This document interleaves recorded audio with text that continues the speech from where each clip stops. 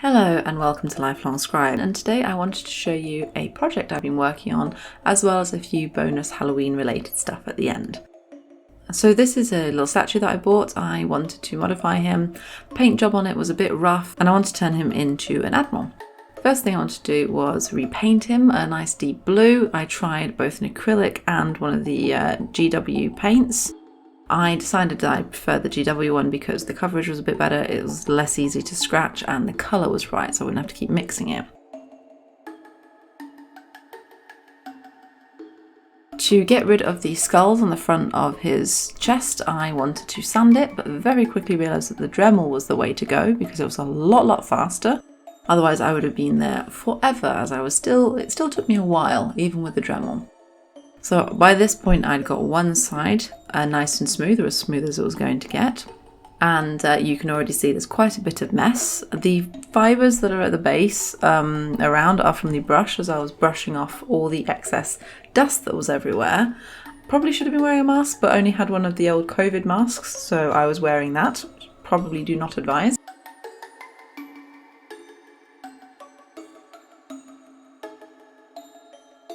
This is me getting the second side all nice and finished, and this is it once I have given it a good dust and a bit of a clean. With the front about as smooth as it was going to get, it was ready to go, so I undercoated pretty much everything else in black while I green stuffed the front to get it just that little bit smoother. Not perfect, but it was a little less obviously skull shape.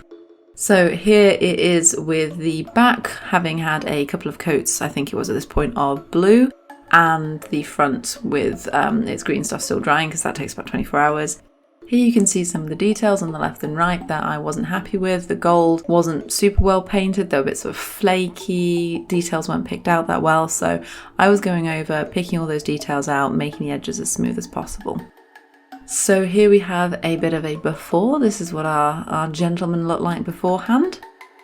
And here we have him after. So I'll be showing a few more shots as we go along, but this is just an initial before and after on both of those. I'm pretty happy with how it turned out. It's obviously not perfect, but I'm happier with how the epaulettes look, for example. I managed to get the gold, sort of goldy bronze, a lot nicer than the patchy colours they had. Same on the medallion on the front, there's not that weird stain there anymore, and I feel that it stands out a lot better against the blue. I wanted the neck tie thing to be not as dirty looking, and also to be a different colour from the skull, so I did it a kind of a blue-grey, and this is what it looks like in the brightest sunlight I could find here in Scotland. So you can sort of see it does stand out a lot more. And here we have a before and after shot next to each other. I'm pretty happy with how he turned out. He hasn't got a name yet, but I'm sure he will get one soon. So far he is our little admiral, and he now sits on my bookshelf, so I'm sure you will see him in more videos. I hope you enjoyed that little project. It's not the only one I've done this autumn. I did a little bit of bunting decoration with these stickers and some coloured card that I got. I just thought that these were kind of cute and funny and thought I'd put them up, but it's not exactly an in-depth process, so I wasn't going to show you a how-to. And seeing as it is the season, I figured I would also show you the Halloween decorations we have up. Now, we kind of go for a bit of a cozy Halloween. We don't really have the big, like, scary horror hanging skeletons and stuff like that. I mean, Emma would probably take them out, let's be honest. So we go with this kind of vibe, and I really like it. It's nice and cozy, and we have a few of these little lanterns. That's why I've got it on the dark as a first shot, and then I'll show you again in daylight because I wanted to show the candles and assure you that we have electric candles down here because it is at kid, i.e. cat height.